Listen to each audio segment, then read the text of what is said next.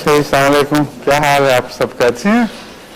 क्या हाल है सदर साहब आपकी लजना का? बाहर की लजना तो बड़ी तेज हुई है तबलीग में। हाँ हाँ, और बाहर की लजनात बड़ी तेज हो गई है माशाल्लाह। आपके लिए काफी बड़ा चैलेंज है माशाल्लाह। है मुश्किल है। सर को ऐसी तैयारी नजर नहीं आ रही जितनी बाहर की लजनात काम कर रही है ना। मुख्तलिफ मुल्कों में बहुत एक्टिव हो गई, बाज़ जगह तो मर्दों को बहुत पीछे छोड़ गई हैं। ये नई बात पैदा हुई है। यहाँ खतरा हो जाएगा जी अगर हम ये काम करें तो लड़कों को पीछे छोड़ें। वो जो लजना की वैद की रिपोर्टें देख के मुझे वो अपनी पुरानी ख्वाब याद आ गई जो मैंने जलसा सालाना में पहले लजना में तकरीर के दौरान सुनाई थी कि मैं लजना माउल्ला के उन तीरों में से हूँ जिसे है। तो मुझे ख्याल है कि लजना माउल्ला ने मालूम होता है इस दौर में कोई ख़ास काम करने हैं। और तबलीगी रिपोर्ट से तो हैरत होती है।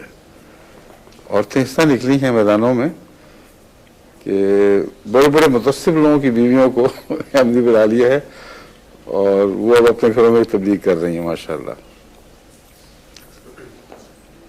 फिर लजना लंदन का क्या हाल, इंग्लैंड का? कोई गैरत उभर रही है कि नहीं अभी तक? है, शुक्र है। हाँ, अच्छा जी, अब शुरू करें फिर। भूल तो नहीं गए इस अरसे में आप लोग? अस्सलाम वालेकुम, क्या हाल है? जो पहला पढ़ा था वो भुला तो नहीं बैठे?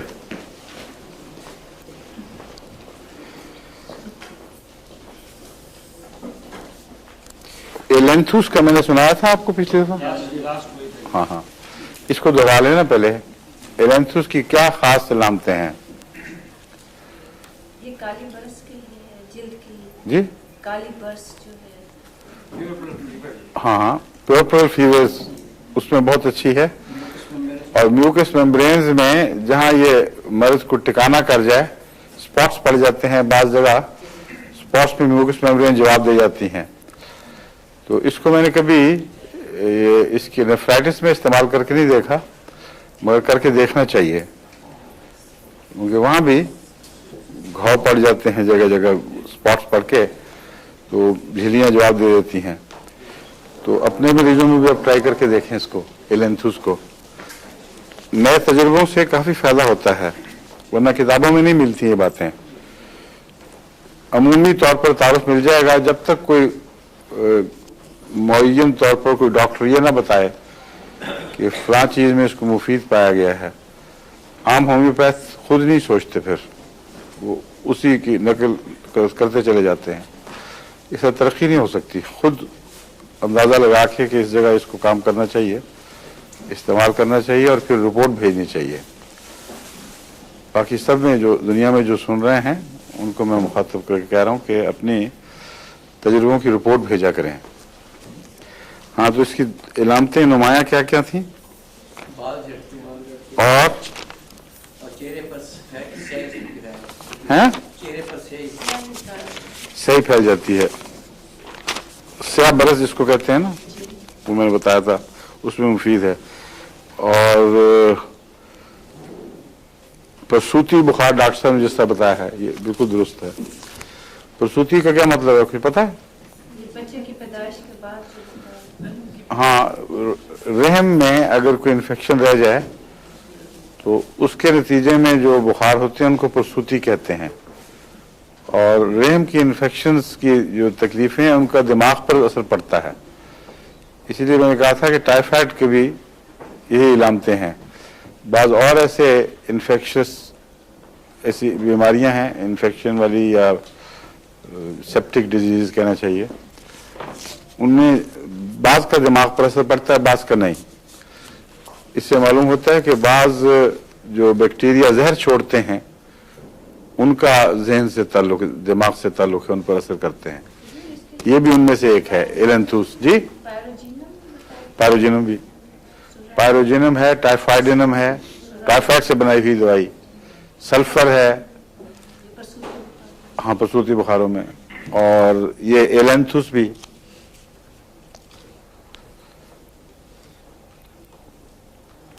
बाल झड़ने पर मैंने कभी इस्तेमाल नहीं की, लेकिन लिखा हुआ है कि बाल झड़ने में मुफीद है।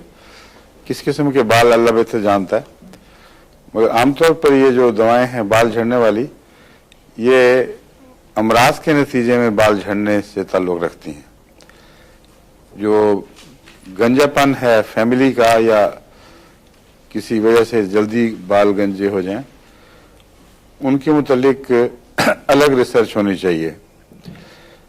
वैसे तब्दीली हो सकती है, ये मेरा तजुर्बा है, क्योंकि बाज़ लोग समझते हैं कि जो ख़ानदानी खून के अंदर अमराज चली आ रही हैं या जिनका शायद जीन से ताल्लुक़ हो, वो ठीक नहीं हो सकती।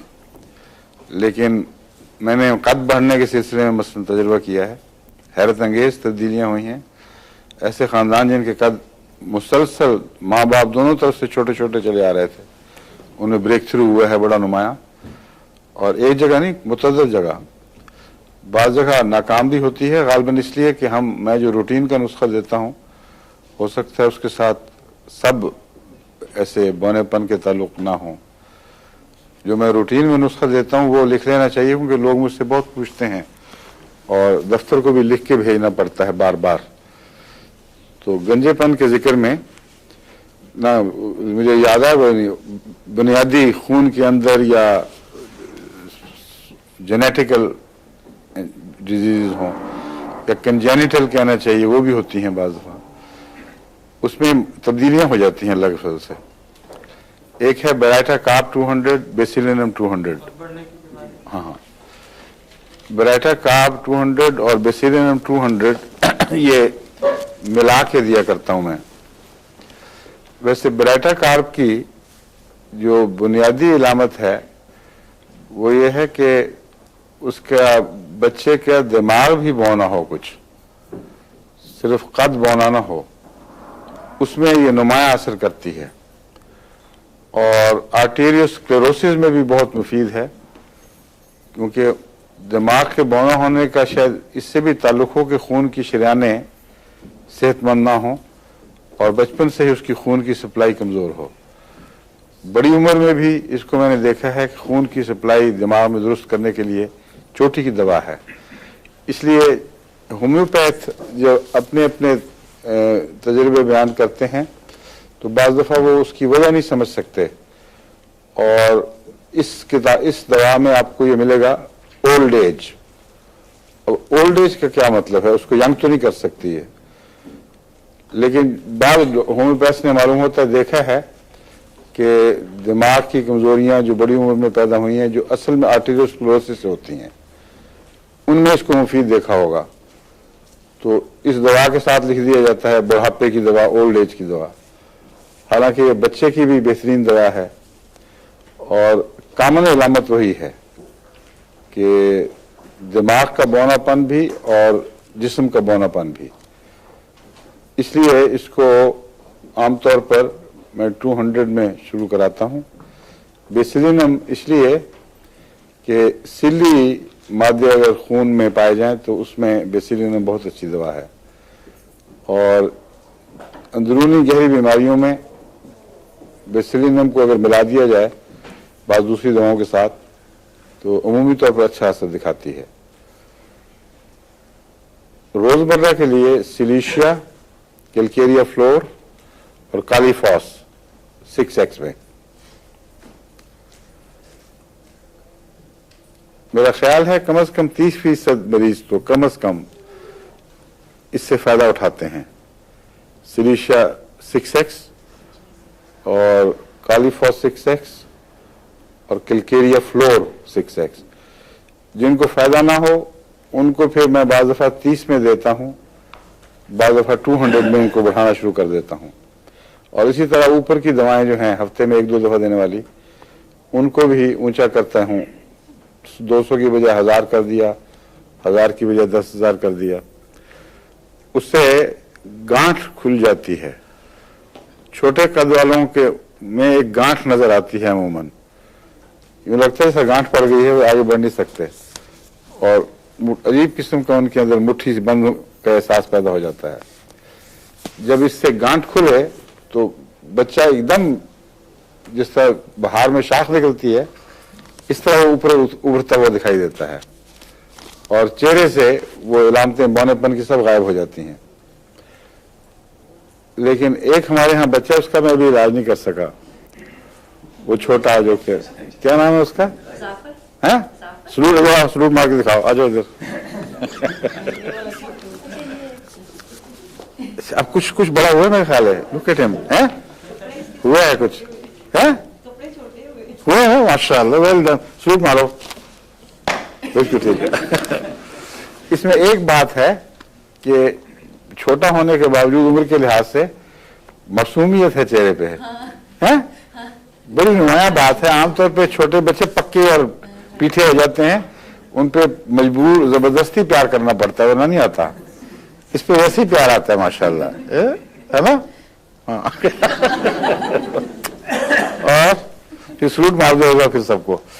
अब कुछ मालूम होता खुला है कादिस का, वो क्या दे रही है दवाई आप इसको, वही 200 में नुस्खा ऊंचा करके, अच्छा एक है 30 में गाल मैंने इसको अभी 30 की थी, हाँ 630। अब ये खुद मुझे आज लगा है फर्क, हाँ माशाल्लाह। अब ऊंचे होने शुरू हो जाओगे, अब्बा मम्मी को यूं करके देखा करना ऊपर से नीचे, ठीक है। चलो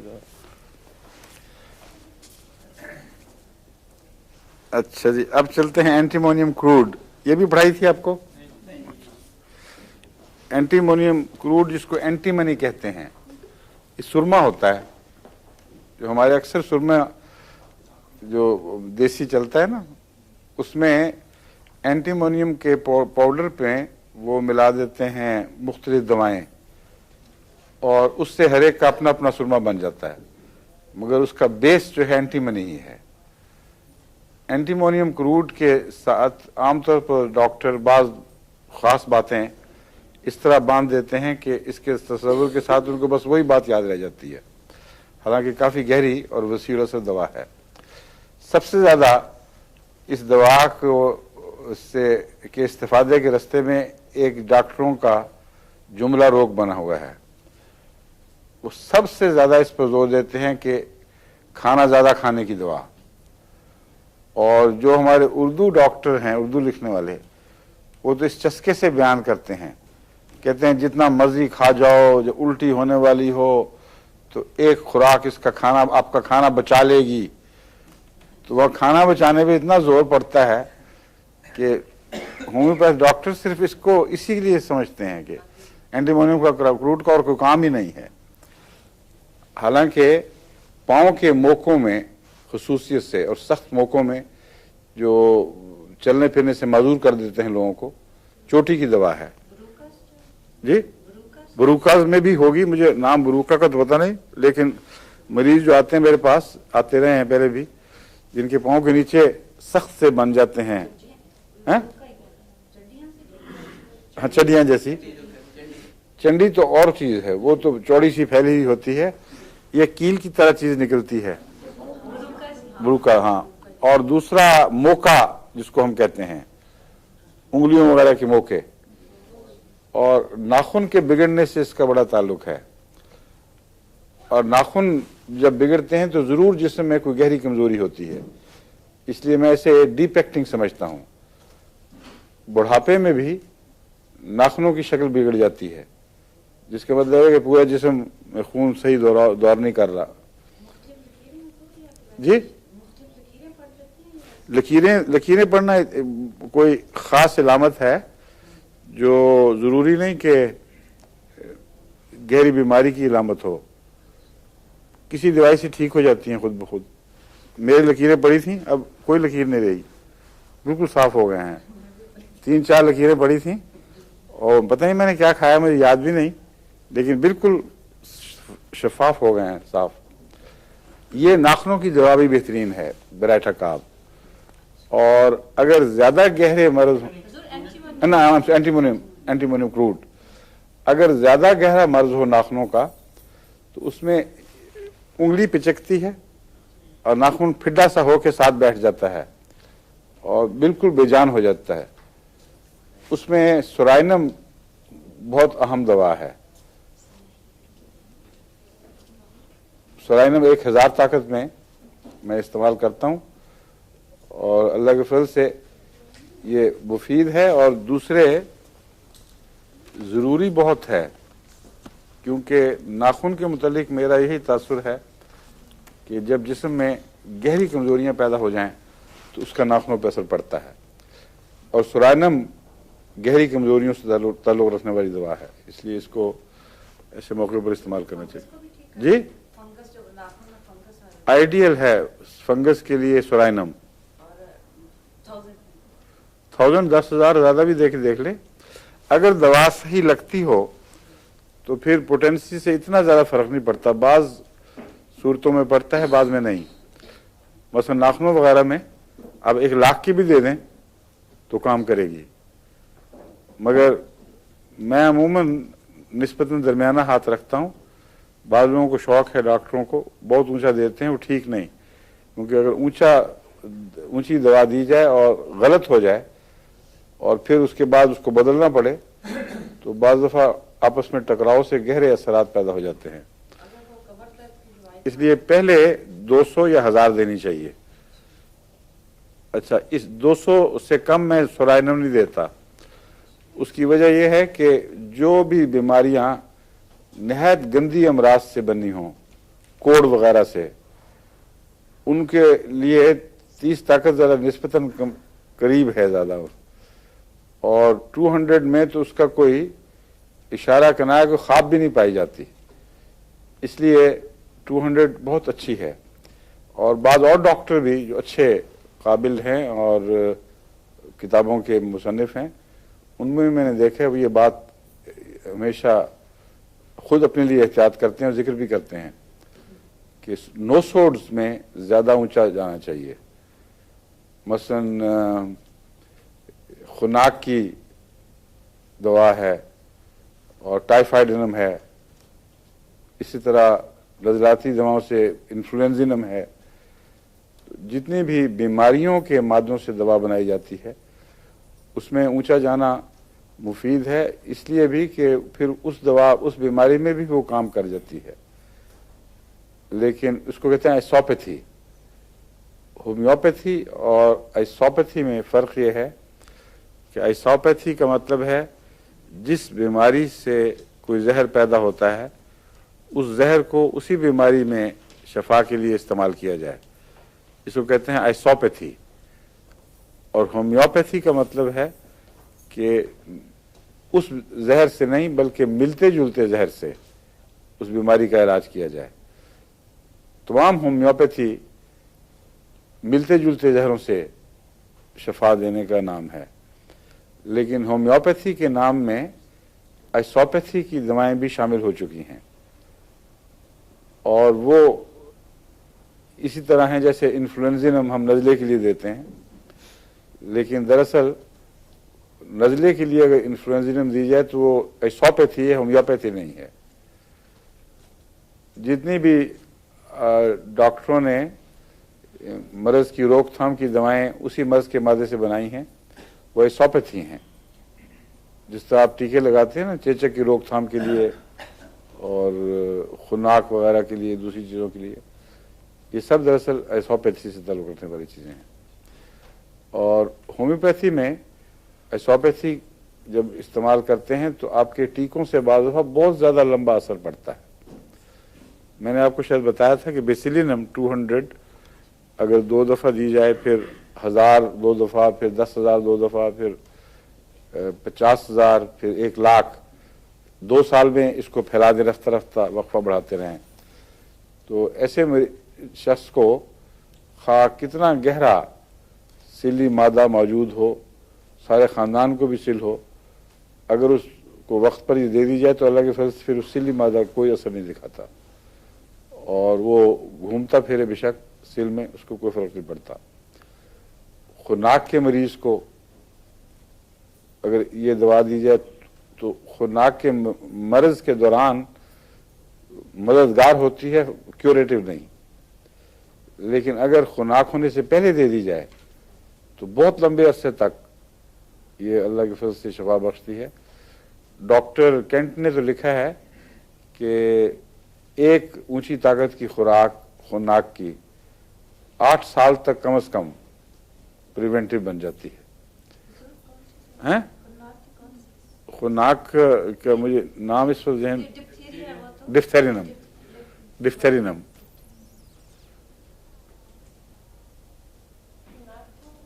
जी खुनाक बड़ी खबीस चीज है।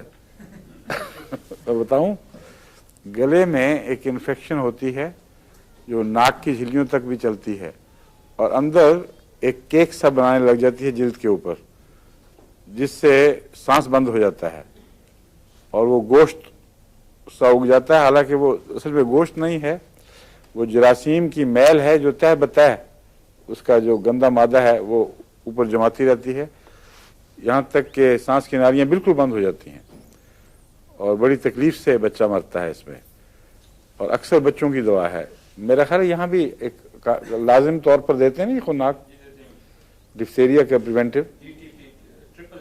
हाँ हाँ, उसमें दाखिल होती है वो, ठीक है। लेकिन इसमें अगर आप दे दें डिप्थेरिनम की ऊंची ताकत की दवाएं, चंद खुराकें, तो जैसा कि उसने लिखा कि आमतौर पर काबिल एतबार है। इसलिए मेरा ज़ाती तजुर्बा तो इसमें नहीं है कि खुनाक का कोई वबाई मर्ज मैंने नहीं देखा, लेकिन खुनाक की इलामतों में मैंने इस्तेमाल करके देखी हैं दवाएं, बहुत मुफीद हैं। खुनाक की इलामतों में काली म्योर का बहुत गहरा ताल्लुक है, और भी बहुत सी दवाएं हैं, लेकिन काली म्योर भी मुफीद है उनमें। अच्छा जी, अब चलते हैं आगे।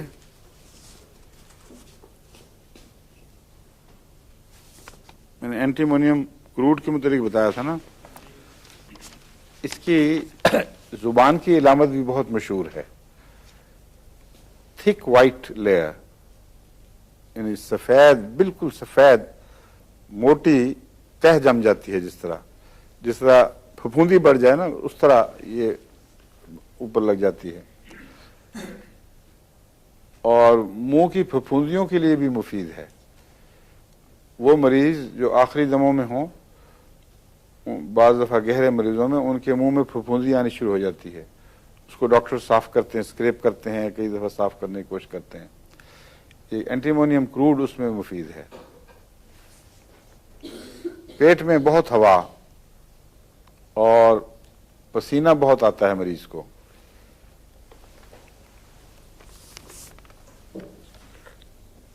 मोकों का मैंने बता दिया है, सख्त मोके और बहुत तकलीफ दे होते हैं। ज़्यादातर जिस्म के निचले हिस्से पर इसके मोके हैं, लेकिन लाजमी शर्त नहीं कि नीचे ही हों, ऊपर वाले मोकों में भी अगर इलामतें मिलती हों तो मुफीद हैं। पाँव के और उंगलियों के ऊपर जो टेढ़े मेढ़े से मोके निकलते हैं ना, वो उसमें मुख्तलिफ मुंह नहीं बने होते, एक ही मोका है जिसके अंदर खुरदरापन पाया जाता है। ये इसका एंटीमोनियम का क्रूड की खास इलामत है। अगर मोकों में शाखें निकली हों और फट रहा हो मोका, जैसे कटा फटा कैंसर का जख्म होता है, ऐसी सूरत में बेहतरीन चीज नाइट्रिक एसिड है। नाइट्रिक एसिड के मोके अपने अंदर एक खास वायलेंस, एक बागियाना रूह से रखते हैं। उनको लगता है जैसे ये खतरनाक चीज है, कई मुंह बनाए हुए फटे कटे फटे, उसमें वो बेहतरीन है। कैंसर के जख्मों में एक और चीज बहुत ही मुफीद है, जिसके मुतालिक अब एलोपैथिक डॉक्टर्स ने भी अपने जर्नल्स में कई दफ़ा इजहार किया है, वो है शहद। सिर्फ शहद जख्म पर लगाया जाए तो बेहतरीन फ़ायदा देने वाली चीज़ है। एक डॉक्टर का मैंने पढ़ा था, ये मुझे शहद के मौजू पर किताबें पढ़ने में मालूम हुआ, वो कि होम्योपैथी किताब में नहीं लिखा होगा, उसमें शहद के मौजू पर एक रशिया में बड़ी तहकीक हुई है और इंग्लिस्तान में भी हो रही है। तो किसी डॉक्टर ने जो किताब लिखी है उसमें इनके हवाले देकर, बाद ब्रिटिश जर्नल के हवाले भी दिए हुए थे, सर्जन्स के हवाले दिए हुए थे, کہ ہم نے ایسے زخموں میں جو کینسرس ہوں یا واقعتاً کینسر کے زخم ہوں ان میں صرف شہد کا لیپ بہت مفید دیکھا ہے، اور خالص شہد ہونا چاہیے جس میں وہ نہ ہو، جمع ہوا نہ ہو، کیونکہ جمع ہوا شہد کو لگانے میں خود زخم کے اندر ایک بغاوت پیدا ہوتی ہے۔ لیکوڈ شہد ہو وہ لگا دیا جائے، اس سے پانی نکلتا ہے بہت، اور تھوڑی دیر میں ہی وہ زخم جو ہے وہ لگتا ہے کہ نکال دیا شہد کو، لیکن اس سے گھبرانے کی ضرورت نہیں، پھر کچھ 2-3 دفعہ دن میں لگا دیا جائے تو ٹھیک ہے۔ وہ آنکھوں کے زخم یا آنکھوں کی بیماریاں جن میں عام دوائیں فائدہ نہ دے رہی ہوں ان میں شہد کی سلائی بہت مفید ہے، تیزی پائی جائے، آنکھوں میں سرخی ہو۔ منصور اعجاز آپ کی نواسے کو بھی آج کل آنکھ کی تکلیف ہے، ہیں؟ کیا دوا دے رہی ہیں آپ؟ اس میں کوئی نہیں تو آپ ہومیوپیتھک پڑھ کے گوا دی ساری؟ آنکھوں کے متعلق کئی باتیں بتائی تھی میں نے آپ کو، ہیں؟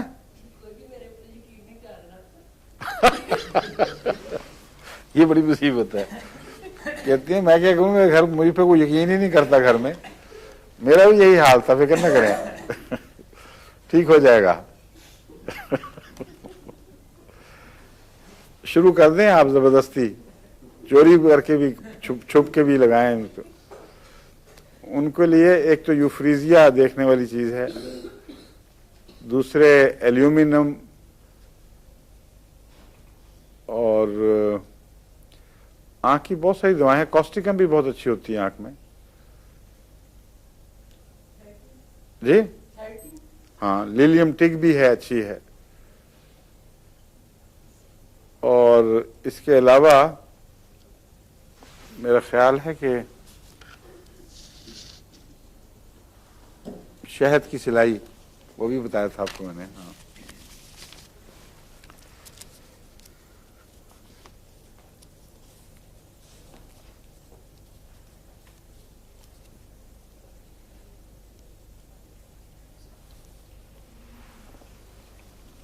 ایک دوا اینٹیمونیم ٹارٹ ہے، ایک اینٹیمونیم کروڈ ہے۔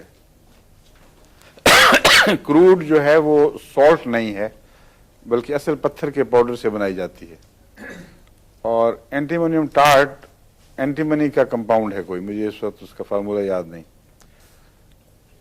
یہ ٹارٹ دمے کے لیے اس وقت مفید ہوتی ہے جب دمہ اپنے آخری دموں پر ہو اور مریض کی جو دفاعی قوتیں ہیں وہ جواب دے رہی ہوں، اور نتنے سکڑ جاتے ہیں اور سانس نہیں آ رہا، نہ ریئیکشن محسوس ہوتا ہے۔ ایسی صورت میں 2 دوائیں ہیں جو آپ کو ازبر ہونی چاہیے، بلکہ 3، ایک کاربوویج، ایک اینٹیمونیم ٹارٹ اور ایک آرسنک۔ اینٹیمونیم ٹارٹ ایپیکاک کی اگلی حصے کی، یعنی اس سے اگلے مرحلے کی دوا ہے۔ عام طور پر دمے میں جہاں ایپیکاک فائدہ پہنچاتی ہے، اگر ایپیکاک جواب دے دے اور مرض بہت بڑھ جائے اور کوئی ڈاکٹر جا کے دیکھے کہ حالت غیر ہے اور بالکل جواب دے رہا ہے، جسم نتنے سکڑ جاتے ہیں اور مردنی سی پیدا ہو جاتی ہے اور کھڑکھڑ کی آواز ہے لیکن نکلتا کچھ نہیں۔ ایپیکاک میں سانس کی کھڑکھڑ بھی نمایاں ہوتی ہے، لیکن اس میں بلغم ڈھیلا ہو جاتا ہے کچھ زور کے بعد، لیکن اینٹیمونیم کروڈ میں سارا لنگز اس سے بھر جاتا ہے، اینٹیمونیم ٹارٹ میں سارے پھیپھڑے بھر جاتے ہیں اور کچھ باہر نہیں نکل سکتا، طاقت ہی نہیں کھانسنے کی بھی۔ ایسی صورت میں اینٹیمونیم ٹارٹ اگر وقت کے اندر دے دی جائے، جس میں ابھی کچھ طاقت باقی ہو، تو رد عمل پیدا کرتی ہے اور پھیپھڑے کام کرنا شروع کر دیتے ہیں۔ اس وقت بظاہر وہ سمجھتے ہیں بعض لواحقین کہ ڈاکٹر نے بھی خراب کر دیا، بڑی خطرناک دوائی دے دی، اچھا بھلا خاموش تھا، وہ تو شور پڑ گیا گھر میں، کھانسی شروع ہو گئی، حالانکہ ये मौत से बचाने वाली दवाओं में शुमार होती है और इसका रद्द-ए-अमल ही इस बात की इलामत है कि इंशाल्लाह मरीज सेहतयाब हो जाएगा या उसने फ़ायदा उठाया है किसी हद तक। दूसरा मरीज ऐसा होता है कि वो इसी तरह जवाब देता है लेकिन फेफड़ों के इलामतों से नहीं बल्कि आम जिस्म की इलामतों से पहचाना जाता है। उसमें ठंडे पसीने आ जाते हैं, सारा जिस्म ठंडा हो रहा है और ठंडे पसीने जो मौत के करीब के ठंडे पसीने होते हैं उससे तरबतर होता है और उस वक्त कार्बोवेज इंतहाई ज़रूरी है। कार्बोवेज तो चोटी की दवा है, आपके जितनी भी दिल की को एकदम बूस्ट करने की दवाएं हैं कोरामिन टाइप की, उससे कई गुना ज़्यादा ताकतवर। ऐसे वक्त पे जबकि मरीज किसी किस्म का भी मरीज, दमा ज़रूरी नहीं, बिल्कुल जवाब दे दे, बाद दफ़ा ठंडा भी हो जाए, सांस बंद भी हो जाए तो कार्बोवेज का एक कतरा मुंह में चला जाए तो सांस दोबारा आना शुरू हो जाता है और माथे से गर्मी शुरू होती है। ये आपने हैसे के लिए भी फरमाया? हाँ, हर मर्ज में, मैं इसीलिए मैं कह रहा हूँ हर मर्ज में। हमारे नसीम शाह मरहूम, इनको जब पहले दिल का दौरा पड़ा, मेरा पा के भाई, तो मेरा पा के घर थे ये मुझे नौकर दौड़ी दौड़ी आई कि बस मियां नसीम को कुछ हो गया। वहाँ गया तो बिल्कुल जवाब था, उस वक्त ना सांस था ना नब्ज नजर आ रही थी, माथे पे ठंडा पसीना था और मैं एहतियातन अपना डब्बा साथ लेके दौड़ा था जिसमें दवाइयाँ होती हैं। कार्बोवेज मैंने नसीम के मुंह में डाल दी और थोड़ी देर देखते देखते जब मैंने हाथ लगाया तो माथा गर्म हो रहा था। मैंने मेरा पका आप फिक्र नहीं, इंशाल्लाह इसकी पहली इलामत यही होती है कि ठंडे जिस्म को गर्मी में तब्दील करता है और माथे पर हाथ रख के देखें तो सर्दी, जो बड़ी सख्त सर्दी होती है माथे में, कार्बोवेज के केस में यूँ लगता है जैसे बर्फ में डाला गया है, तो उससे वो पसीना निकलता है और उड़ता है, उस ठंड पैदा कर रहा होता है और जिस्म में अंदर खून एनर्जी पैदा नहीं कर रहा होता, इसलिए ठंड होती चली जाती है। तो अल्लाह के फजल से ठीक हो गया। फिर मैंने, जब तक वो डॉक्टर साहब आए उससे पहले पहले नॉर्मल ब्रीदिंग हो गई थी और इन्फेक्शन का जो बड़ा सख्त इन्फेक्शन थी वो कोरोनरी थ्रोम्बोसिस था, तो उसके बावजूद आर्निका और बयानियाँ फिर मैंने दी हैं बार बार। तो अल्लाह के फजल से वो डॉक्टर जब आए तो उनका संभल चुका है। फिर बहुत लंबा अरसा फिर जिंदा रहा है, बड़े अच्छे खिदमत के काम किए, खिदमतें की, एयरपोर्ट पर जो भी बाहर से आता था उसकी मदद को पहुंच जाता था। PIA में मुलाजिम थे ना नसीम। तो मैं बता रहा हूँ कार्बोवेज किसी ख़ास मर्ज़ के नाम के लिए नहीं बल्कि बाज़ इलामतों के नाम पर है और वो नुमाया इलामत जिस्म का ठंडा हो जाना और दिफाई ताकतों का जवाब दे देना, यहाँ तक कि सांस और नब्ज़ भी अगर अभी रुके ही हों और दिमाग ना मरा हो तो कार्बोवेज बहुत मुफीद है।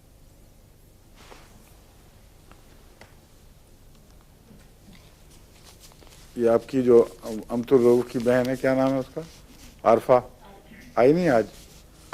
आरफा को भी जब जवाब दे गई थी तो पहले कार्बोवेज ही दिलवाई थी, उसके बाद फिर कॉस्टिकम वगैरह दिया था जिससे फिर पेशाब जारी हो गया था वो, वरना खून पहले तो बिल्कुल पता लगा अस्पताल में कि जवाब दे, डॉक्टर कहते हैं बस अब कुछ नहीं हो सकता। तो मैंने उनको दौड़ाया, मैंने कहा आप पहले कार्बोवेज डालें 2-3 खुराकें, फिर उससे होश आ गया आहिस्ता आहिस्ता, सांस जारी हो गया नॉर्मल ठीक ठाक। फिर उनका पेशाब बंद था बिल्कुल। जब मैंने दवा दी, कॉस्टिकम जो शौक से पेशाब बंद होता है और आमतौर पर बच्चों की पैदाइश के बाद अगर किसी औरत का पेशाब बंद हो तो बेहतरीन दवा है, ये चोटी की दवा है, इसे कभी नहीं भूलना चाहिए क्योंकि बहुत ज़रूरत पड़ती है, बहुत फ़ायदा देती है अल्लाह के फजल से। तो कॉस्टिकम मैंने कहा दें, तो पहले तो बड़ी घबराहट की इतला मिली कि खून आ रहा है पेशाब की बजाय। मैंने कहा शुक्र करें आ रहा है, ये तो साफ हो जाएगा, ये जमा हुआ इकट्ठा हुआ खून है, जो निकलेगा तो ठीक होगा। एक ही दिन के अंदर शाम तक वो पिंक सा हो गया, पेशाब शुरू हो गया, उसके बाद दूसरे दिन ठीक ठाक बिल्कुल। तो ये दवाएं जो इमरजेंसी की हैं ख़ास तौर पर, वो तो जहन पर इस तरह नक्श होने चाहिए कि अजबर हों बिल्कुल। तो एंटीमोनियम टार्ट भी दमे की इंतहाई बिगड़ी हुई हालत में काम आती है। एक तीसरी दवा है आर्सेनिक। आर्सेनिक में अगर सांस बिल्कुल छोटा हो और खुश्की हो जिस्म में भी, और शदीद बेचैनी की इलामतें, सर इधर उधर मार रहा है मरीज और बाज़ दफ़ा हिल भी नहीं सकता, तो नब्ज़ भी छोटी हो चुकी होती है, बारीक और छोटी सांस भी, तो ऐसी सूरत में आर्सेनिक खुदा के फजल से काफ़ी अच्छा असर दिखाता है। ये तीनों दवाएं वो हैं जब एक दफ़ा बीमारी को पलटा दें तो फौरन उसके बाद दूसरी दवा की तलाश ज़रूरी है, क्योंकि ये हंगामी ज़रूरत की दवाएं हैं। बाज़ सूरतों में गहरा असर दिखाने वाली भी हैं, लेकिन इनका अपना एक मर्ज़ है। जब हर मर्ज़ में काम आए वो हंगामी ज़रूरत की होती हैं, हर मर्ज़ के क्राइसिस पर काम आने वाली हैं। लेकिन असल मर्ज़ की अगर आपने तलाश ना की तो दोबारा फिर ये हुआ तो फिर ये दवा भी या थोड़ा देगी या फ़ायदा देगी नहीं। इसलिए इसके फ़ौरन बाद असल मर्ज़ की तरफ तवज्जो और उसके लिए सही दवा की तलाश ज़रूरी है। लंग्स के फेलियर्स में मसलन सल्फ़र 200 और लाइकोपोडियम 200 ये बहुत अच्छी दवाएं हैं, और ये वो वक्ती असर वाली दवाएं नहीं हैं, ये मुस्तक़िल असर दिखाने वाली हैं और गहरे असरात वाली। ऐसा मरीज जो बिल्कुल मौत के किनारे पहुंचा हुआ, डॉक्टरों ने जवाब दिया हुआ, उसका ये लटक गया था जबड़ा भी, और आमतौर पर डॉक्टरों ने लटके हुए जबड़ों के साथ म्यूरेटिक एसिड को बांध दिया है। इसलिए लोग ये समझते हैं कि म्यूरेटिक एसिड जब भी जबड़ा लटक जाए मरीज का, यानी इतनी ताकत ना हो मसल्स में कि संभाल सके, तो म्यूरेटिक एसिड काम आता है। म्यूरेटिक एसिड से बहुत ज़्यादा असर करने वाली दवा कार्बोवेज है, और ये चूंकि मौत के कुर्ब की हालत है, उसमें कार्बोवेज से बेहतर कोई दवा नहीं है। ऐसे एक मरीज को मैंने दी और थोड़ी देर के बाद नर्सें डॉक्टर दोबारा वापस आ गए, होश आ गई। फिर उसके बाद जो जहन पर असर था, जो इस अरसे में खून की कमी की वजह से जहन के हिस्से या माऊफ हुए हैं या कुछ बात होती है, तो जब वो दोबारा खून जारी होता है तो पागलपन की इलामतें आ जाती हैं और जोश और जुनून की कैफियत होती है। उसमें सल्फर बेहतरीन है, बहुत गहरे असर वाली दवा है। लंग्स में भी चोटी की दवा है, और लाइकोपोडियम भी खास उसकी इलामतों में जब आएगी बारी फिर मैं तफसील से सुनाऊंगा।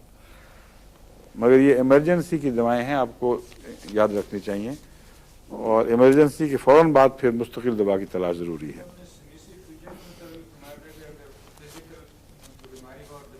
हाँ हाँ ठीक है, वो इंतकाल मर्ज होता है किस्म का। सिमिसीफ्यूजा का हर मर्ज नहीं, औरतों की बीमारियां जिनका इससे मेंसिस से ताल्लुक हो, यानी माहवारी से ताल्लुक हो, उसके सप्रेशन की वजह से या उसकी कोई और ख़राबी ज़बरदस्ती दबा देने के नतीजे में, फिर अगर मर्ज दिमाग को जाए फिर वो और चीज़ है। ये जो सल्फ़र है इसका प्यूरल फीवर से ताल्लुक है, यानी उन सारे बुखारों से जिनके अंदर जरासीम ऐसे जहरीले मादे निकालते हैं कि दिमाग पर असर करें।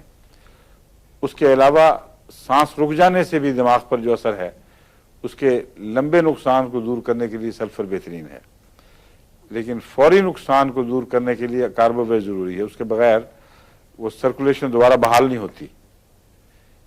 ये अंदरूनी तौर पर गर्म करके सर्कुलेशन को तेज कर देती है, या सर्कुलेशन को बहाल करती है तब गर्मी आती होगी, असल तो ये है कहना चाहिए।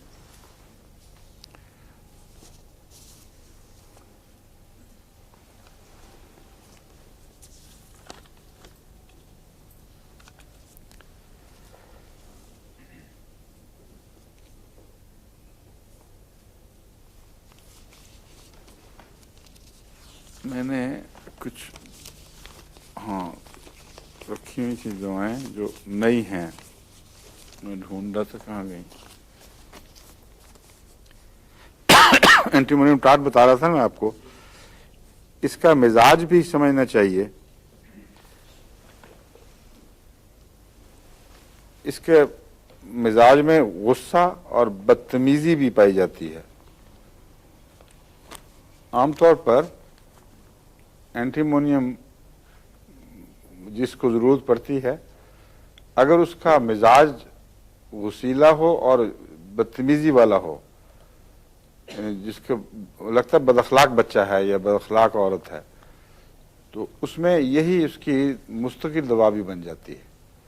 वक्ती नहीं बल्कि मुस्तकिल भी, क्योंकि इसका मिजाज मिलता है। फिर बस मिजाज के साथ अगर दवा को आप मिलाएं तो वो आर्जी दवाई नहीं कहलाएगी, वही दवा जो आर्जी तौर पर भी काम आएगी, मुस्तकिल भी काम आएगी। और इसकी बात दूसरी अलामतें ये हैं कि गम के असरात इतने नहीं जितने इसमें दो तीन मिजाज हैं जो खून के साथ ताल्लुक़ रखने वाले बाज़ मादों से। एक गाउटी मिजाज है, और बेचारे गाउटी में है कुछ बदमिजाज भी हो जाते होंगे हर वक्त की। हाँ, लेकिन हर गाउट में बदमिजाजी नहीं लिखी होती, बाज में है, इसमें है बदमिजाजी। गाउट से मुराद सिर्फ छोटी उंगलियों का दर्द नहीं, जो टेक्निकली डॉक्टरी लिहाज से तो गाउट उंगलियों और पोरों के दर्दों के लिए जहाँ वहाँ बैठते हैं ना जो मादे, उसको गाउट कहते हैं। और बड़े जोड़ों के लिए और असाब के लिए उसको रूमेटिज्म कहते हैं। लेकिन यहाँ जब गाउटी मिजाज कहा जाए होम्योपैथिक में, तो उससे मुराद ये सब चीज़ें शामिल हैं उसमें। यानी ऐसे मादे जिस्म में हों जो एलर्जी के नतीजे में हों, या वैसे तेजाबी मादे हों जिनसे जोड़ों की दर्दें हों, उसमें ये चीज़ मुफीद है। इसमें नमदार जगह से तकलीफ बढ़ती है। आमतौर पर जो इलामतें हैं डॉक्टर बताते हैं कि आप जाएंगे तो मरीज को इस हालत में देखेंगे, उसमें एक ये अलामत होगी कि नथने कांप रहे हैं यूं करके। अब ऐसी हालत में जबकि सांस जवाब दे रहा हो और कमजोरी हो तो नथने कांपते ही हैं। लेकिन सिर्फ एक इस अलामत इसमें नहीं है, लाइकोपोडियम में भी जब हालत ज़्यादा बिगड़ी हुई हो तो उसमें भी नथने कांपने की अलामत नज़र आती है। और भी कई दवाओं में होगी। ये भी एक अमूमी कैफियत है जो कई किस्म की दवाओं से ताल्लुक़ रख सकती है। बुनियादी तौर पर नथने उस वक्त कांपते हैं जबकि लंग्स में तकलीफ हो और सांस जवाब दे रहा हो, उस वक्त जो फड़फड़ाते हैं नथने, उसमें ये चीज़ें मुफीद हैं। एंटीमोनियम टार्ट भी उसमें मुफीद है। एंटीमोनियम टार्ट में दांतों की इलामतें भी बहुत सी पाई जाती हैं। इसलिए वो मरीज़ जिनके मसूड़े जवाब दे रहे हों और रोज़मर्रा दांतों की तकलीफ हो, उनमें एंटीमोनियम टार्ट इस्तेमाल करके देखनी चाहिए। इसके मुतालिक कोई तमीज़ करने वाली इलामत मेरे इल्म में नहीं है, ना इस्तेमाल में कभी ऐसी महसूस हुई है। बाज़ दफ़ा दांतों के अमराज की तशख़ीस तमीज़ के तौर पर बहुत मुश्किल होती है। उसके लिए मैं तो अब तक यही करता रहा हूँ कि आम तौर पर जो मसूड़ों को ताकत देने वाली दवाएं हैं या ख़ास दवाएं जिनका दांतों से गहरा ताल्लुक़ है, उनको कभी इत्तफ़ाक़न एक के बाद दूसरी इस्तेमाल कर लिया। कभी बाज़ दवाओं में नुमायाँ अपनी ज़ाती इलामत पाई जाती है। मसलन हमल के ज़माने में दांत में दर्द हो तो मैग्नीशिया कार्ब का उससे गहरा ताल्लुक़ है, मैग कार्ब। और अगर स्याही ज़्यादा हो दांतों में तो क्रियोजोट की तरफ जाता है दिमाग। जो कीड़े लगते हैं ना बच्चों के, काले दांत हो जाते हैं, अगर जड़ों से गलने शुरू हो जाएं तो स्टेफिसेग्रिया या मरकरी की बाज़ दवाएं, मरकरी सॉल्ट्स में से बाज़ मुफीद हो सकते हैं। तो चंद पहलुओं के लिहाज से दांतों के मर्ज पहचाने जाते हैं, मगर ज़्यादातर वो मर्ज पहचाने जाते हैं जिनका दांतों की हड्डी से ताल्लुक या दांतों के छिलके से ताल्लुक हो। मतलब कैलकेरिया फ्लोर है, उसका भी ताल्लुक है। अब तक मेरे इल्म में मसूड़ों की मुमताज़ करने वाली इलामतें कोई नहीं आई। जिनके मसूड़े जवाब दें उनमें गहरी दवाइयाँ काम आएंगी, मसलन कार्बोवेज है और एंटीमोनियम टार्ट है। इसी तरह मसूड़ों की अमराज में जो एमोनियम कार्ब है वो भी मसूड़ों के लिए मुफीद हो सकती है। तो इस पर भी अगर कोई अहमदी होम्योपैथ सुन रहे हों, उनको तजर्बे में कोई बातें आई हों जो यकीनी हों। यकीनी से मुराद यह है कि बहुत सारे हमारे होम्योपैथ खुशफहम बहुत होते हैं। कोई दवाई दे दी तो फ़ायदा हुआ तो मशहूर कर दिया, बस कमाल तीर बहदफ नुस्खा हाथ आ गया है, और वो तीर बहदफ उनके हाथ से लगता है, किसी और के हाथ से नहीं लगता। लंबे तजर्बे करने चाहिए। एक मरीज को देखा, उसकी इलामतों को नोट किया, फिर दूसरे को, फिर तीसरे को। जब ये यकीन हो जाए कि ये दवा हर हाथ में मुफीद होगी तब बताना चाहिए। और बेहतर ये है कि उसका रिकॉर्ड रखा जाए कि कितने मरीजों में ये तजर्बा करके देखा गया है और फ़ायदा हुआ है। मेरे पास तो रिकॉर्ड रखने का वक्त तो नहीं होता था, लेकिन मैं ज़हनी तौर पर एक तखमीना लगा लिया करता था परसेंटेज का। इसलिए मैं समझता हूँ वो दवा जो 30% या ज़ायद में काम देती है, जबकि बहुत इलामतों की छानबीन की ज़रूरत पेश ना आए, वो यकीनन एक फ़ायदेमंद दुआ समझनी चाहिए और इस लायक है कि उसे ज़हन में मुस्ताज़र रखा जाए, वक्त के ऊपर उसको इस्तेमाल किया जाए। पाँव मुतवर्रम की इलामत इसमें लिखी होती है। इस पर मेरा कोई तजर्बा नहीं है, मगर मुमकिन है कि इसका दिल पर असर हो। एंटीमोनियम टार्ट का, क्योंकि मेरे तजर्बे में 3 चीज़ें ऐसी हैं जिनसे पाँव मुतवर्रम हुआ करते हैं। एक है गुर्दे की बीमारी, एक है जिगर की खराबी और एक दिल की। ये 3 बुनियादी आज़ा हैं जिनका पाँव के मुतवर्रम होने से ताल्लुक़ है। गुर्दे की बीमारी में अमूमन चेहरा ज़रूर मुतवर्रम होता है और जिगर की बीमारियों में भी चेहरे पर वर्म होता है, पाँव पर भी होता है। लेकिन जो गुर्दे की बीमारी है उसका ताल्लुक आँख से ज़्यादा है और आँख के निचला हिस्सा जो है इससे ज़्यादा है, और ऊपर का हिस्सा भी मुतवर्रम होता है। बाज़ों को तो वैसे ही भारी होती है आँख, लेकिन जिनकी भारी ना भी हो उनके भी यहाँ से लटक जाते हैं। कुछ तो उम्र के साथ वैसे ही लटकाव होता है, लेकिन उसके बावजूद गुर्दे का इस लटकाव से बहुत गहरा ताल्लुक है। इसलिए हो सकता है उम्र के साथ गुर्दों पर असर पड़ता हो और उसके नतीजे में यहाँ से ये जो नरम हिस्सा है यहाँ का आँख के नीचे ये लटक जाता हो। मगर 3 ऐसी दवाएं हैं जिन्हें गुर्दे की बीमारियों में इस्तेमाल करना चाहिए, जबकि आँख पर उनकी इलामतें ज़ाहिर हों, यानी उससे वो पहचानी जाएंगी। एक है फास्फोरस, उसमें पूरी आँख मुतवर्रम होती है मुकम्मल, और ऊपर या निचले हिस्से की तमीज़ अलग अलग नहीं होती। एक है एपिस मेलिफिका, शहद की मक्खी का कांटे का जो असर है उसका जहर, उसके जहर से ये दवाई बनाई गई है, एपिस मेलिफिका। इसमें निचला हिस्सा आँख का लटक जाता है और बाज़ दफ़ा तो पहचाना जाता है कि कौन सा गुर्दा मुतासिर है।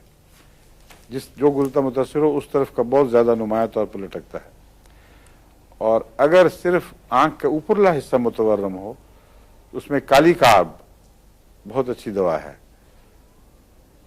तो मुतफर्रक बीमारियों के ज़हूर की जगह जो हैं, उनकी इलामतों के ज़हूर की जगह वो अंदर की बीमारियों की जड़ों की तरफ खबर दे देती हैं। इसलिए बारीक नज़र से ये देखने से हर रोज़ की जो रोज़मर्रा की तशखीस के झगड़े हैं वो बहुत तय हो जाते हैं। और ये ज़रूरी नहीं रहता कि किसी को भेजा जाए कि बहुत महंगे महंगे वो कीमियाई तज्ज़िये कराए या बरक़ियाती तज्ज़िये कराए। उस पर तो मरीज़ों के इतने खर्च हो जाते हैं बेचारों के कि बाज़ दफ़ा वही उनके लिए अजर का पैगाम है कि जब वो टेस्टों से फारिग होंगे उस वक्त कुछ बचेगा तो इलाज कराएंगे ना, कुछ रहता ही नहीं बाकी। और उसका ज़्यादा टेस्टों का नुकसान ये हो गया है कि टेस्टों के ऊपर इन्हिसार करने से डॉक्टरों के दिमाग कुंद हो जाते हैं। उनको जो पहले होशियारी से अपनी बेदार मगज़ी के साथ मरीज़ों की पहचान की आदत हुआ करती थी, जो क्लासिकल डॉक्टरों को हुआ करती थी, वो अब इन लोगों में नहीं रहती। हमारे हुक्मा भी चूँकि ज़्यादातर इलामतों पर जाते थे और बारीक ज़राए जो मॉडर्न ज़राए हैं वो उनको मुहैया नहीं थे, इसलिए बाज़ दफ़ा वो बहुत उम्दा पहचानते थे मर्ज़ को। एक जगह की एक सांप के मुतल्लिक आता है कि मैं बताता हूँ आपको, उन्हें वाक़या वो और है। एक मुर्दा गोश्त के इंसान का गोश्त एक मर्ज़ में इलाज था और वो तबीब ने उसको कहा ला इलाज हो तुम, क्योंकि वो ये तो नहीं कह सकता था कि किसी इंसान का गोश्त खाओ। ऐसे बहुत से मरीज़ होते होंगे जिनको पुराने ज़माने के माहिर अतिब्बा ला इलाज करके छोड़ देते होंगे। इस मरीज़ की दफ़ा इत्तफाक हुआ कि कुछ देर के बाद वो ठीक हो गया, तो उसने डॉक्टर को जाके तबीब को ताना दिया कि मैं तुम तो कहते थे ला इलाज मर्ज़ है, देखो मैं ठीक ठाक तुम्हारे सामने आया हूँ। उसने कहा तुम क्या करते रहे हो, खाना कहाँ खाते हो? उसने बताया कि मैं पिछले कुछ अरसे से फलां कबाबी है, उसके बहुत अच्छे कबाब होते हैं, तो मैं वहाँ खाता रहा हूँ। तो पता लगा कि वो मुर्दे निकाल कर, ताज़ा गड़े हुए मुर्दे, उनके गोश्त को बचा लिया करता था, यानी अभी ऐसा मुर्दा जो अभी ज़ाया ना हुआ हो, और उसके वो कबाब बना के बेचा करता था। चुनांचे हकीम ने पुलिस के लिए, उसको इतना यकीन था कि ये आदमी की गोश्त से ही बचा है ये, उसने पुलिस को जाके छापा मरवाया तो पकड़ा गया और वो बात साबित हो गई। तो पुराने ज़माने में इतनी बारीक नज़र से अतिब्बा देखते थे, और उनकी मजबूरी थी, हालात जो नहीं थे। एक तबीब के मुतालिक नाबीना तबीब थे दिल्ली के, उनके मुतालिक आता है कि वो धागा बांध के, अल्लाह भी तो जानते से मुबालगा है, ये सच है कि धागे की लहरों से भी उनको अंदाज़ा हो जाता था नब्ज़ का, मगर कहानी ये बनी हुई है बहरहाल कि धागा बांध के वो मरीज़ को पहचान लिया करते थे। तो किसी को शरारत सूझी है, अच्छा वो अंधी नहीं है। वो तो अंधे थे, मजबूर थे, क्योंकि क्या, अच्छा नहीं, मेरा ख्याल है कि ये सारी बाकी तो गप्पे होंगी, उनका तो मुझे पता नहीं वाकया क्या था, लेकिन चूंकि ये रवायतन चला आ रहा है और काफ़ी मशहूर वाकया है उनका, उनके वाकयात बहुत से मशहूर हैं। नाबीना मरीज़ दिल्ली के बहुत शोहरत थी उनकी सारे हिंदुस्तान में। उनके मुतल्लिक आता है कि औरतों को कहते थे कि धागा बांध लो, और धागे को पकड़ते थे और उसके बाद कहते थे कि ये मर्ज़ है। तो किसी को शरारत सूझी तो उसने बुरके के अंदर बिल्ली रख ली, और जब उन्होंने कहा धागा बांधो तो बिल्ली की उसके हाथ पे उसने धागा बांध कर धागा पकड़ा दिया। तो हकीम साहब कुछ देर सोचने के बाद कहने लगे कि इसको छिछड़े खिलाओ। भूखी है ये। अब ये मेरा तो ख्याल लतीफ़ा ही है, काबिल यकीन बात नहीं कि बिल्ली के मर्ज़ की तशख़ीस का धागे से पता लग जाए। मगर कुछ अगर ऐसा धागा हो, मुमकिन है कुछ एक किस्म का कोई ऐसा धागा हो उसमें लहरें ट्रैवल करती हों, जिस तरह तारों से बाज़ दफ़ा अंदाज़ा हो जाता है। पाँव मुतवर्रम होते हैं एंटीमोनियम क्रूड में, یہ کیوں ہیں یہ مجھے ابھی علم نہیں، اس لیے میں نے آپ کو بتایا تھا اس پہ ورم کی باتیں شروع ہو گئی تھیں۔ اوہو وقت ہو گیا، اچھا بس پھر ٹھیک ہے۔ اچھا یہ پتہ کرنا چاہیے کہ اینٹیمونیم ٹارٹ کا کس حصے سے زیادہ تعلق ہے۔ ایک تو لنگ سے ہے ہی، گردوں پر بھی ہوگا اس کا میرا خیال ہے اثر ہونا چاہیے، کیونکہ یہ میوکس ممبرین کی بریک ڈاؤن میں بہت مفید ہے، اس لیے ہو سکتا ہے گردے کی وجہ سے ورم ہو یا جگر کی وجہ سے، یہ تحقیق کرنی چاہیے۔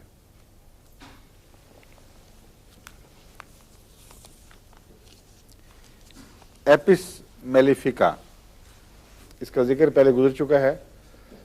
ایپس شہد کی مکھی کے زہر سے بنائی جاتی ہے۔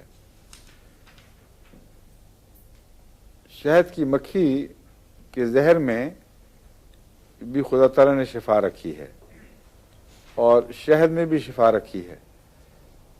ان دو باتوں میں فرق یہ ہے کہ شہد کی شفا مثبت اثر دکھاتی ہے، یعنی مثبت ان معنوں میں کہ اس کے اندر جو بھی مادے موجود ہیں ان کے رد عمل کے طور پر نہیں، بظاہر یہی علم ہے ہمارا، کہ بلکہ ان کے اندر شفا کے مادے موجود ہیں جو براہ راست اثر دکھاتے ہیں۔ ان کے بعض ایسے حصے زہر جو کنسنٹریٹ کرتے ہیں وہ اس کے ڈنگ کی طرف آ جاتے ہیں، تو معلوم ہوتا ہے جس شہد کی مکھی کے اندر یہ دو طرفوں کی تفریق ہو رہی ہوتی ہے خود بخود۔ لعاب کی طرف خدا تعالیٰ شفا کے حصے بھیج دیتا ہے اور ان کو چھاننے کے بعد جو گند بچتا ہے وہ ڈنگ کی طرف منتقل ہو جاتا ہے۔ تو ایک طرف زہر ہے اور ایک طرف شفا ہے، لیکن شفا کے مادوں کا زہر کے مادوں سے ایک تعلق ضرور ہے، اس کا برعکس اثر دکھاتے ہیں نا۔ اس لیے میرا نظریہ یہ ہے کہ قرآن کریم میں جہاں شہد کی شفا کا ذکر فرمایا ہے، اگر شہد کی مکھی کے زہر کو ہومیوپیتھی میں استعمال کیا جائے تو شہد والا اثر ہی مثبت اثر دکھائے گی، کیونکہ یہ رد عمل سے کام لیتی ہے۔ مگر شہد والے حصے پر تحقیق ابھی بہت ہی کمزور ہے اور مسلمانوں کو، خصوصاً احمدی مسلمانوں کو توجہ کرنی چاہیے۔ میرے پاس ایک دفعہ ایک دمشق کے احمدی تشریف لائے تھے سوئٹزرلینڈ میں، جو شہد کی مکھی کے اوپر ڈاکٹریٹ کر رہے تھے اور ریسرچ کر رہے تھے اس کی شہد پر۔ ان کو میں نے کہا تھا کہ آپ خصوصیت سے اس پہلو سے اس پر غور کریں۔ ان کا ایک دفعہ مجھے خط آیا بعد میں کہ وہ میں نے شروع کیا ہے تجربہ، لیکن پھر اس کے بعد رابطہ کٹ گیا۔ تو احمدی ڈاکٹروں کو شہد پر بھی غور کرنا چاہیے۔ پہلے میں یہ حصہ بیان کروں گا کہ باقی مرض کا وقت نہیں ہوگا، اس لیے میں اتنا حصہ آج میں بیان کر دیتا ہوں۔ میں نے ایک دفعہ وقف جدید کے دوران جب میں وہاں کام کیا کرتا تھا تو بعض شہد کے چھتے توڑنے کے ماہرین اور شائقین سے یہ کہا تھا کہ مجھے مختلف موسموں کے، مختلف پھولوں کے، مختلف وقتوں کے شہد نمونتاً تھوڑے تھوڑے دو، اور ان سب میں نے رنگ میں فرق دیکھا، اور شہدوں میں رنگوں میں بہت ہی فرق ہے، بہت وسیع اسپیکٹرم ہے اس کا۔ اس لیے مجھے اس کا خیال آیا کہ قرآن کریم میں فرماتا ہے کہ مختلف الوانہ فیہ شفاء للناس، کہ شہدوں کے رنگ مختلف ہیں۔ اب پھولوں کے بھی رنگ مختلف ہیں، بے شمار انسانوں کے بھی، خصوصیت سے جہاں رنگ مختلف ہونے کا ذکر اللہ فرماتا ہے، مثلا انسانوں کے ذکر میں بھی، تو اس میں کوئی حکمت، گہری حکمت پیش نظر ہوتی ہے، ورنہ تو رنگ ہر چیز کا دوسرے سے مختلف ہوتا ہے۔ اس لیے شہد کی شفا کے پہلے یہ فرمانا کہ مختلف الوانہ، اس کے رنگ مختلف ہیں، فیہ شفاء للناس، اس میں ہنٹ دیا گیا ہے کہ اگر رنگوں کے لحاظ سے تم شہد کی تقسیم کرو گے تو مختلف امراض کے ساتھ بعض رنگوں کا ضرور تعلق ہوگا۔ اس پہلو سے تحقیق ضروری ہے۔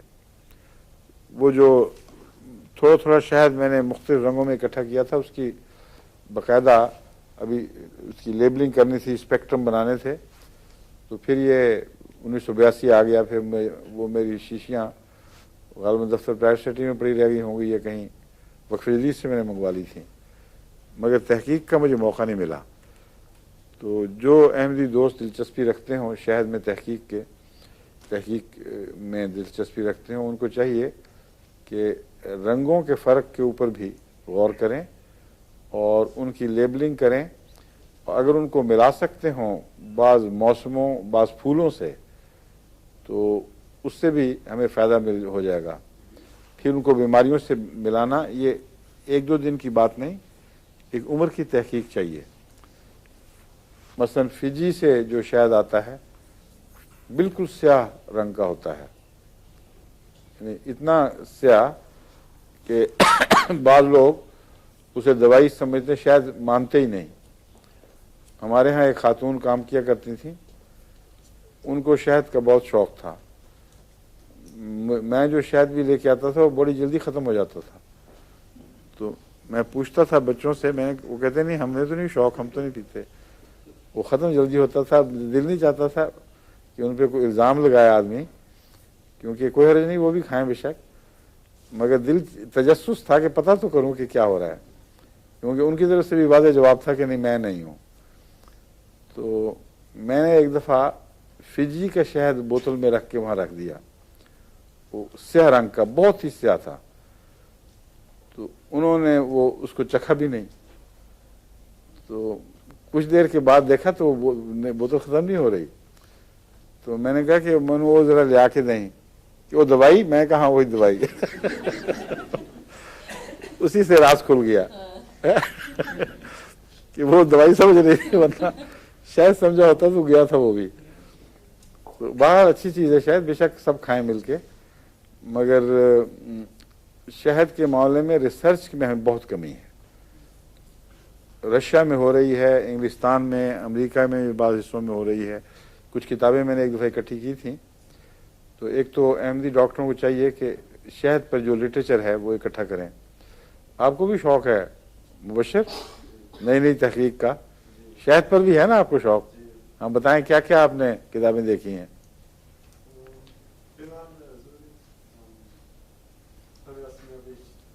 کیا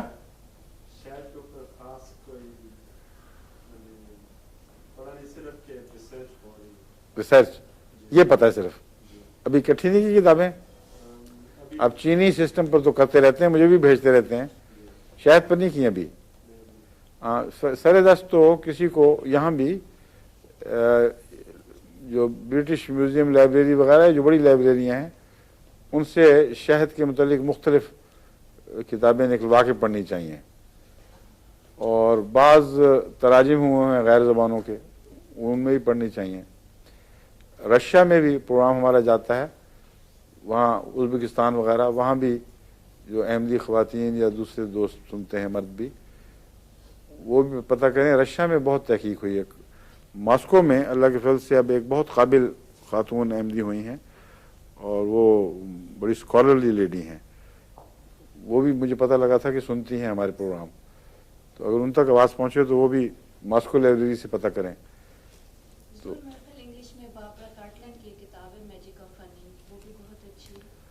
وہ ذرا ہلکی قسم کی ہیں چیزیں، میں گہری ریسرچ کی بات کر رہا ہوں۔ یہ ایسی ہیں جو عوامی پاپولیرٹی کے لیے یہ چٹکلے بتانے والی چیزیں ہیں۔ شہد کے اوپر جو حقیقتاً تحقیق ہوئی ہے سائنٹیفک، اس میں اور قسم کی کتابیں ملتی ہیں۔ وہ ڈنمارک میں تو پروپولس پہ ہوئی تھی نا، شہد کے شفا کے تعلقات میں پروپولس بھی ایک چیز ہے، وہ ابھی میں ذکر چھیڑا نہیں اس کا، وہ بعد میں بتاؤں گا، لیکن سر دست تو زہر کی بات ہومیوپیتھی کے لحاظ سے بتاؤں گا، شہد کے متعلق میں بات کر رہا ہوں مثبت اثرات۔ ایک میں نے آپ کو بتایا ہے کہ کینسر کے زخموں کے لیے تو تحقیق شدہ بات ہے کہ مفید ہے، آنکھوں کی بیماریوں میں مفید بتایا جاتا ہے، اور عام طور پر عمومی طور پر اس کو شفا کے لیے سمجھا جاتا ہے، لیکن जैसा कि हक है तहकीक नहीं हुई, क्योंकि ये नामुमकिन है कि कुरान करीम एक चीज़ को ख़ास तौर पर चुन ले और कहे फ़ीह शिफ़ाउल लिन्नास और उसमें कोई गहरा सिस्टम ना हो। तो सिस्टम नहीं अभी तक दरियाफ्त किया इंसान ने।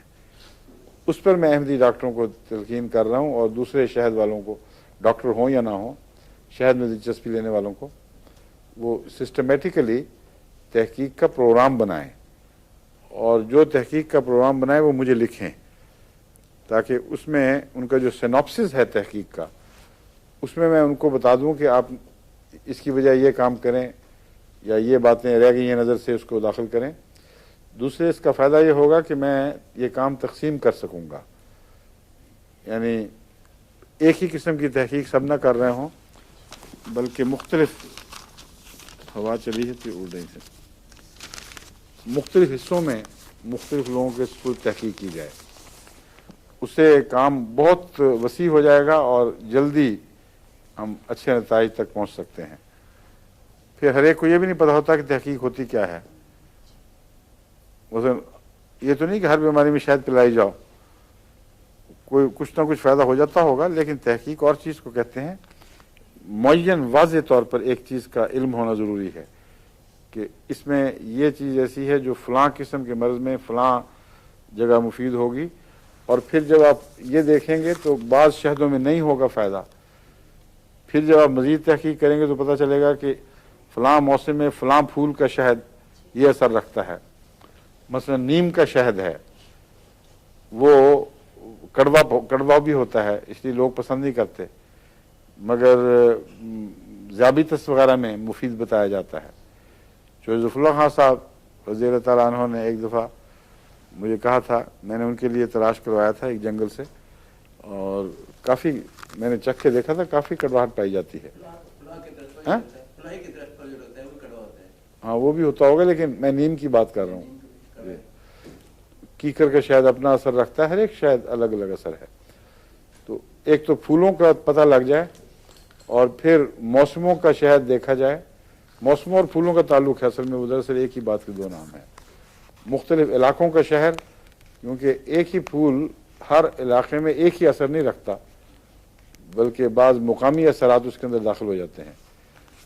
फिर उनको रंगों से मिलाना, और फिर बीमारियों में ये मुअय्यन कि फ़लाँ चीज़ का शहद फ़लाँ बीमारी में मुफीद है, ये अगर पता लग जाए तो फिर इसको कहते हैं एक तहकीक। फिर एक नई किस्म का हमें फार्माकोपिया तैयार हो जाएगा और मटीरियल मेडिका इंशाल्लाह समय बनेगा।